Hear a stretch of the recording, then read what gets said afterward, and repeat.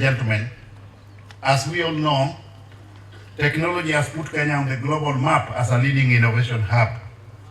We are home to unique and innovative technologies such as M-Pesa, among others. In view of this, the government is targeting to train our youth on ICT skills using the existing TVET institutions. The aim is to create a critical mass of skilled labor to support and benefit from in the digital economy.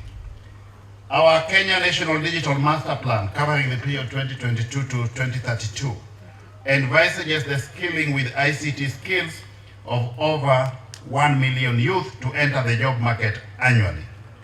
Training them on ICT and other vocational areas is therefore imperative because this will support the rapid adoption and utilization of ICT in business. Many of you young people are unable to access training facilities in other institutions of higher learning, and this gap will be filled by the program that we are initiating here today. The question is, why TVET? Well, the Jitume labs have been deployed at event institutions to take advantage of the already existing governance system, ability to attract the critical numbers of youth, as well as human resource. These labs have been integrated into TVET's constituency innovation hubs and other existing institutions. As we speak, we have up to 100 virtual desktop infrastructure with broadband connectivity, reliable power and security, and program coordinator provided by the Konza Technopolis, which is our lead partner in this program. Each center that we are going to establish and operationalize, ladies and gentlemen, will have two main programs. One, the Jitume class training component, which is aimed at providing enhanced training on skills for the digital economy to enable youth access advanced digital jobs. And this class will feature both physical and virtual program delivery component supported by our partners. That is the only way we can enhance efficiency and effectiveness in service delivery to Kenyans. Correspondingly, that is the only way we can bring in more people into the tax bracket, enhance our levels of tax revenue so that we pay off the debt that we have as a country, and internally within the domestic market, we are also capable to finance both our current, recurrent, and development expenditure. In addition, we are keen on availing common services on online portal for ease of access of all these programs by the citizens. For a start, we have already taken over the e-government, e-citizen platform, which was hitherto in the hands of the private sector. As we speak today, it is a fully fledged government entity. When we took it over about a month ago, we had about 350 government services about that platform. 1 month down the line, today as we speak, we already have a total of 839 government services onboarded on that virtual platform. Our projection is that we will be onboarding an average of 300 services per week, giving us a sum total of 1,200 per month. So in the next 4 months, we shall have attained our target of 5,000 services, government services about that technological platform. So the promise, the target that has been espoused by His Excellency President, that we will digitalize 5,000 government services by June, is both realistic and attainable. And what we are going ahead to do, ladies and gentlemen, is that in the not too distant future, we will also ensure that as opposed to having a physical identity card, you will have a digital identity card, so that you don't have to physically visit government offices to consume government services. You can transact business with government from the comfort of where you are. You can do it from your house. You can consume those services when you are abroad, irrespective of where you are. Leveraging on technology, you will be able to access government services. Ladies and gentlemen, is the Jitume Kazi, which is a work hub, a center that provides a conducive environment for access of digitally enabled jobs sourced locally and internationally through identified partners in a bid to address the high employment rate in the country. This model, ladies and gentlemen, has been made possible by the collaboration between my ministry and those of Education, Foreign and Diaspora Affairs, Labor, and of course, working in partnership with other stakeholders, including but not limited to the county governments. Two, we are embarking on an ambitious program of rolling out to the tune of 100,000 kilometers of fiber optic cable, so that those parts of the country that are not currently enabled by way of ICT infrastructure will have access to reliable, stable internet connectivity. We are also rolling out to the tune of 25,000 free Wi-Fi hotspots sponsored by the government, so that Kenyans who are operating at the bottom of the economic pyramid can get access to free internet. Of course, over and above reduction in the cost of data. Very soon, we will be launching one at the Chwele Market. Wow. We have already launched one at the City Market in Nairobi, another one at Mudhurwa Market. We have done the same in Nyeri, Kenyatta Market in Nairobi.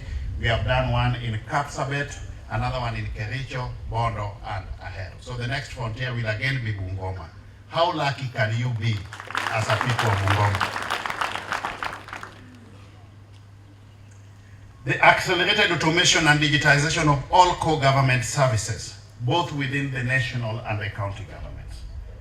We have made a commitment to Kenyans that within the next 4 months, effective today, we shall have digitized all government processes and transactions on one hand, and also digitized all government records.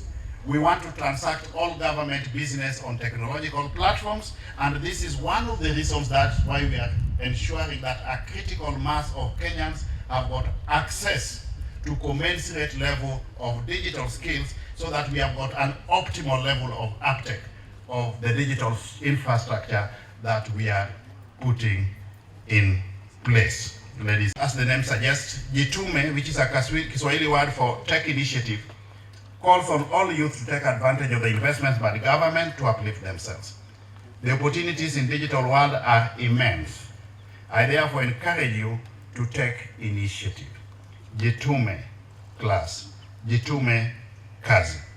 I expect that many of us will now take advantage of this program and be part of the over 1 million youth who will benefit within the next couple of years from digital jobs. As I conclude, ladies and gentlemen, I reach this commitment to provision of quality public service, leveraging on ICT to all Kenyan citizens. We will continue to engage our stakeholders and together find solutions to the challenges that face our sector. Ladies and gentlemen, I now declare the Jitume program in Bungoma officially open. Asanteni sana. We are launching 2 Jitume centers here in Bungoma. And this is the first set of Tibet institutions, ICT hubs that we are launching within Tibet outside Nairobi. His Excellency the President, Dr. William Ruto, indeed launched one in Kabete about 2 months ago. So you should recognize the efforts of your governor and local MP that the first frontier we have gone to outside Nairobi is actually here.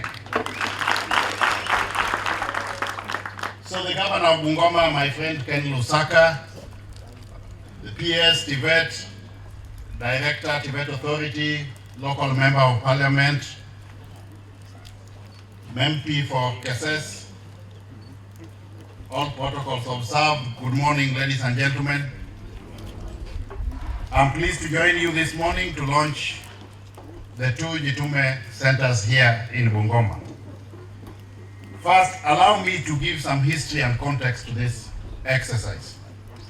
When President William Ruto's administration came into power in 2022, it expanded the mandate of my ministry through assignment of the digital economy function. That automatically places ICT at the core of the country's economic transformational agenda, both as an enabler and critical success factor moving forward. And it is on this basis that the President launched the Jitume Labs initiative at the Kabete National Technical Polytechnic in December 2022. The President conceived the Jitume program to complement the success of the existing digital enablement programs such as the Ajira Digital and the Kenya Youth Employment Program. The Jitume Lab project, ladies and gentlemen, seeks to address issues of connectivity, device access, and digital skills, as well as job opportunities targeted at the youth countrywide. Let me state what I told the students inside the lab, that we no longer have white-collar jobs. The only jobs that we have available for our youth are digital jobs. That is why His Excellency the President, and by extension the Kenya Kwanza government, has deliberately and consciously decided that we will roll out massive digital skills training program so that the youth get adequate ICT skills, and then correspondingly we match them with digital jobs within the digital global space. We are glad to be here this morning. My name is Eliud Owalo. I'm the Cabinet Secretary for ICT and the digital economy. We have come together with your governor, Governor Ken Lusaka, and the PS Esther Moria, and also the Director of Tibet Authority, Dr. Langat. We are also here with the Member of Parliament for Keses and your local Member of Parliament. Ours is to give you words of encouragement and to assure you that there are a lot of opportunities today that you can leverage on technology to get. Days have changed. It's not like before where you needed to go through the formal line of education, then get into formal employment, sit in a big office, earn a salary to earn a living. Today, the frontier is the digital economic space. The jobs that will give you adequate resources commensurate with your skills, competencies, and capabilities is digital jobs. So we are providing this training as Ministry of ICT. At the same time, we are liaising with global technological companies to get you jobs. By the time you are through with this training, you will be digitally employed and you will be earning in dollars, not in Kenya shillings. And I can assure you, you will get enough money to look after your parents and to look after your siblings. So work hard. Work hard. ICT is the game changer all over the world, and Kenya cannot be left behind. So you board the train has already left the station, and let's go the full hog. Thank you very much. On behalf of the people of Bungoma, I want to take this opportunity, CS and your team, to welcome you to Kisiwa in particular and Bungoma in general. What you have come to do for us here today is a landmark. And like they have said, this is an institution that we all adore. We are proud of it. And I know when a decision, the right decision to promote it comes, it will not be a mistake. It will be a correct decision because we know that they have what it takes. I have just come from Nairobi yesterday. All governors were in Nairobi and we visited what we call Tattoo City. The intention was to see how we are going to set up industrial parks. And that's in line with what we are doing. And the national government, and I want to thank His Excellency the President, has accepted to give all county governments 100 million towards the establishment of industrial parks. As a county government, we are also going to match that fund with a minimum of 100 million to be able to put up industrial parks. What that means, ladies and gentlemen, ni kwamba tutakuwa na miradi tulienda tunaona one, for example, an industrial park has several industries, several factories, cottage industries, and this is exactly what we are being trained about. So we are trying to create employment. We want our youths not to be employment seekers, but to be to create employment. That's what we are going to do, and that's the focus ambayo tunaichukulia sasa. Like this lab that we are getting today, and many others that we are going to get, ladies and gentlemen, is the way to go. During COVID, you remember, we could not attend physical meetings. What saved the whole world was the technology that we are now embracing. Kwa sababu we were able to hold virtual meetings and do other things that were going to benefit us. So this is important. I want to thank the people. I want to thank the ministry on behalf of the people of Bungoma. And this is not the last and first time you're coming here. We know you are going to be here again. So I don't want to take much. Mimi ni mtu wa hapa. Hawa ni voters wangu, ni wakushukuru kwa kunipigia kura. Na mimi nitafanya kazi. Na washukuru sana. And that's why umeona hata mambo ya watu wengi wanaongea mambo ya scholarship. It has been all over. We are saying we must also give emphasis to vocational training and TVETs. That's also where we must put our emphasis, because as county governments, that is what is developed for us. So to balance scholarship, bursary, but even this bursary and scholarship must also come to benefit these students in these TVETs and our vocational training centers. And if Kabuchai has to get any priority, the priority comes to Kisiwa. Na bunge tumeanza juzi.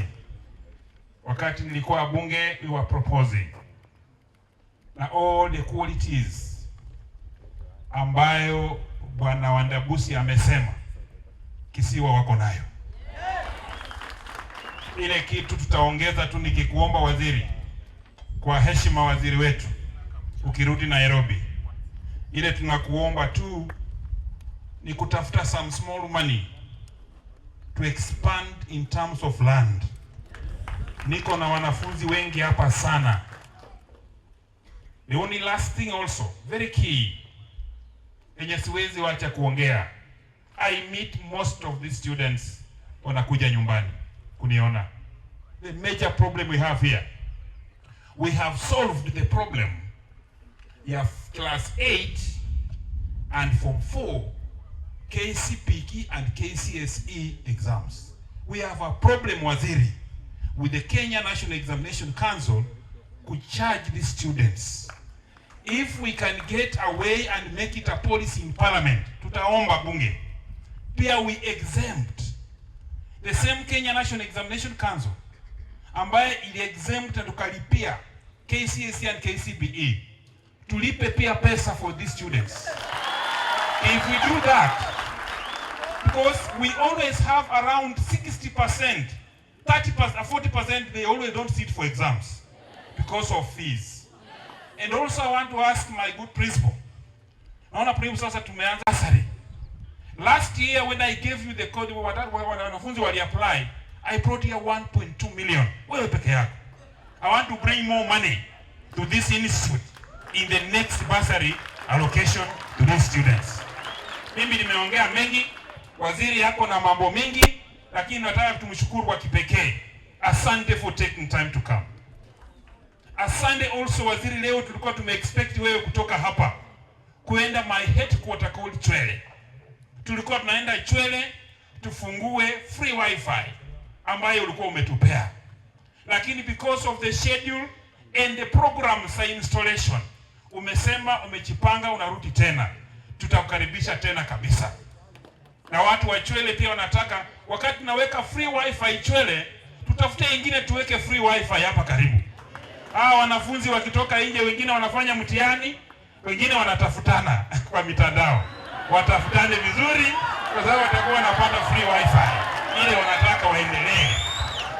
Jina yangu ni Esther Muoria PS Tibet. Today I escorted my brother CS Owalo to come and launch the digital labs because I am very excited, and one thing about which I heartily thank His Excellency Dr. William Ruto is choosing my institutions to benefit from the digital labs. So my encouragement to you students, like the CS said when we were inside there, make utmost use of that facility. It is a facility that is going to put our institutions, the TVET institutions, at a very strategic level. So make use of them. Please concentrate and learn as much as you can, everything you possibly can learn. We have been told the students who are differently abled are the best because they sit down, they concentrate, because hawana uwezo hiyo ya kumangamanga sana. So even you, my dear sons and daughters, do your best, sit in those labs, because when you have been well educated, then you'll be able to get the jobs, you'll be able to take care of yourselves, you'll be able to take care of your parents. And so please concentrate and make the best use of that. Hiyo mambo ingine imesemwa ya national polytechnics and what have you, tutaongea mimi nikikuja wakati wangu. Hii siku ni ya Bwana Owalo, so I will come back as your PS, and that time we will be able to talk about mambo yetu ya kinyumbani. Sawa sawa. Thank you very much for receiving us. I am happy to be here. I want to go around as much as possible so that I get to understand where all my institutions are, so that I can do the best I can for all of us. Thank you very much, and may the Lord bless you. Watu ya Bungoma, hamujambo? Hamujambo? Bwana asifiwe. Hii ni kaunti ya Baba Roma? Hii ni college ya Baba Roma? Sababu nani anasema ati hapa itakuwa national? Nani anasema hiyo? Ama kuna Baba Roma mwingine si ule mimi najua third in command? Ama namna gani? Basi asante sana. Yangu mmesikia majina, naitwa Mheshimiwa Julius Ruto, mjumbe wa KSS, na nimefurahi kufika hapa siku ya leo kwa mwaliko ya ndugu yangu Mheshimiwa Kalasinga. Hii kazi yenye nimewaelezea tukipanga kule, tulipoona rais amezindua hii miradi ya Jitegemee, mimi na yeye akiwa ndugu yangu mkubwa, mimi nimeingia juzi na yeye aliingia siku ile. Anajua hii jina Kabuchai ilituletea shida. Kwetu tunasema Kabuchai, mimi nasema Kabuchai. Na nimekuuliza nataka kuona chai imekunywa, sijui. Iko kikombe ya chai. Kwetu ni Kabuchai, huku ni Kabuchai. Nataka niseme asante sana. Ya mwisho ni kwamba waziri, tuko tayari kuunga mkono. Tunajua ile changamoto vijana wetu aswa kama hao wako mahali hapa wanapitia, na ile suluhisho hii serikali ya William na nyinyi mawaziri mkisaidiana kuwapatia tumaini vijana wetu kwa enable them to access the digital world, maana wakati na awamu tuliomo kwa sasa the whole world is digital, na tumeona tayari vijana wengi wamepata nafasi ya kupata riziki kupitia mtandao kwa kuweza kudevelop programs na kufanya sila ajira hata zaidi ya Kenya. Serikali hii tunawapongeza, na Owalo tunataka kushukuru sana. Hiyo uwezo na mbio ulionayo, tuko nyuma yako, tutahakikisha kwamba umefaulu ili vijana wetu wa Kenya wafaulu.